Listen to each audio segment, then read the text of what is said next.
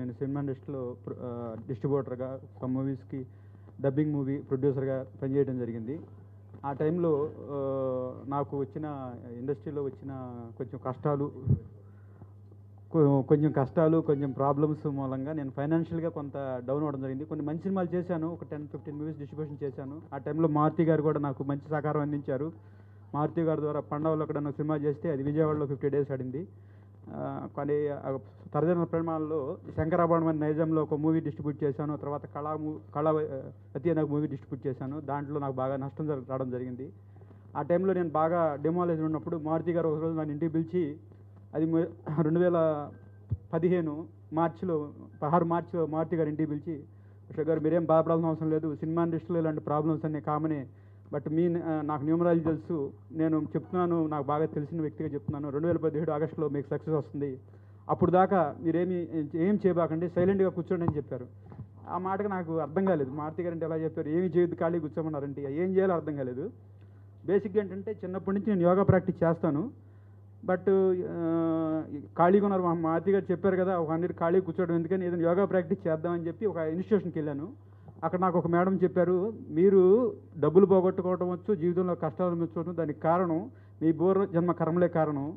అది మీ వెన్నుపూస చివరన మూలాధారంలో మీ యొక్క ఆత్మశక్తి నిక్షిప్తమై ఉంటుంది. మీ పూర్వజన్మ కర్మలన్నీ అక్కడ కలగలిపి ఉంటాయి. మీరు ఆ జన్మలో చేసిన కారణంగానే ఆ పాపాల బాధల కారణంగానే మీరు ఈ జన్మలో కష్టాలు అనుభవిస్తారు. అది పోగొట్టుకోవాలంటే మీరు యోగ సాధన చేయాలి, చేస్తే డెఫినెట్గా మీరు సక్సెస్ అవుతారని చెప్పి అన్నారు. అది నిజమాన్ని ఎందుకు ట్రై చేయకూడదని నేను ఒక 1 ఇయర్ పాటు ఒక రోజుకి ఒక 18 అవర్స్ యోగా ప్రాక్టీస్ చేశాను.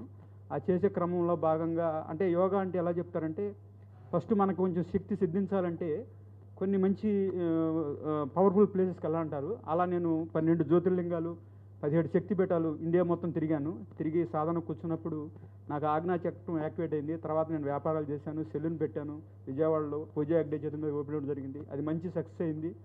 అట్లాగే నాకు ఇప్పుడు అనుకోకుండా మోడీ గారు వచ్చినాక యోగాకి లాస్ట్ 11th ఇయర్ ఇది యోగా డే ప్రకటించి గిన్నీస్ బుక్ వరల్డ్ రికార్డ్ చేయాలని మోడీ గారు కోరారు. ఆ సందర్భంగా ఏంటంటే ఇప్పుడు ఆంధ్రప్రదేశ్లో వైజాగ్లో 5 lakh మెంబర్స్తో వైజాగ్ ఆర్కే బీచ్లో చేస్తున్నారు. అట్లాగే 2 కోట్ల మందితో ఆంధ్రప్రదేశ్ మొత్తం చేస్తున్నారు. సో ఈ మంచి ప్రోగ్రామ్కి నేను ఇండస్ట్రీ నుంచి ఉన్నాను కాబట్టి ఏదో ఒకటి చేయాలనే ఉద్దేశంతో నేను ఏదో కాన్సెప్ట్ రాసుకుని, అంటే నేను తిరిగిన కాన్సెప్టు యోగాని ఫస్ట్ శివుడు పార్వతీమాత అడిగింది శివుడిని, స్వామి నువ్వు ఎంత స్ట్రాంగ్గా ఉన్నావు, మనస్సు కానీ నీ శరీరం కానీ మెరిసిపోతుంది, మాకు అలాంటిది రావాలంటే నేనేం చేయాలని అడిగింది. శివుడు 108 రకాల యోగ పద్ధతుల్ని చెప్పడం జరిగింది. అది ఆమె నుంచి పార్వతీమాత నుంచి ఋషులకి సామాన్య ప్రజలకి వచ్చింది.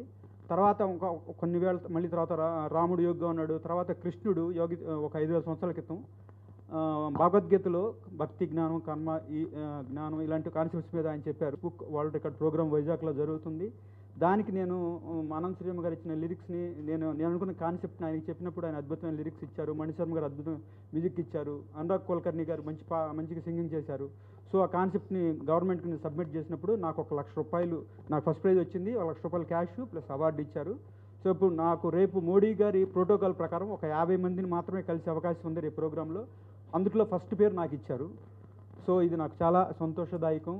దీనికి నేను వెళ్ళే క్రమంలో నాకు బేస్మెంట్ అనేది మారుతి గారు, ఎందుకంటే 1 ఇయర్ పాటు నువ్వు ఏం చేయొద్దు ఖాళీగా కూర్చోమన్నారు. ఏం చేయాలో తెలియక నేను యోగా చేశాను. చేసిన దానికే నా కర్మ మేబీ ఆ యోగా కాన్సెప్ట్లో చెప్పిన విధంగా మీ పూర్వజన్మ కర్మలు పోవాలంటే యోగ సాధన చేయాలి, ఆత్మ సాధన చేయాలి, మీ జన్మలో మీ కర్మలని క్లియర్ అవుతాయి, మళ్ళీ సక్సెస్ అవుతారని చెప్పారు. అది నమ్మాను, చేశాను. ఇవాళ భగవంతుడి వల్ల ఈ ఫస్ట్ ప్రైజ్ రావటం అనేది చాలా అదృష్టం. ఇండస్ట్రీకి నాకున్న సహకారంతో ఇది చేయడం జరిగింది. దానికి అనంత్ శ్రీరామ్ గారికి, మణిశర్మ గారికి, నాకు గైడెన్స్ ఇచ్చిన మారుతి గారికి మరీ ముఖ్యం. ఆయన దాంతోనే ఇప్పుడు నేను ఏషియన్ క్రియేషన్ ఒక ఛానల్ పెట్టుకున్నాను. రాబోయే రోజుల్లో ప్రొడక్షన్ కూడా చేయాలని కోరికగా ఉంది.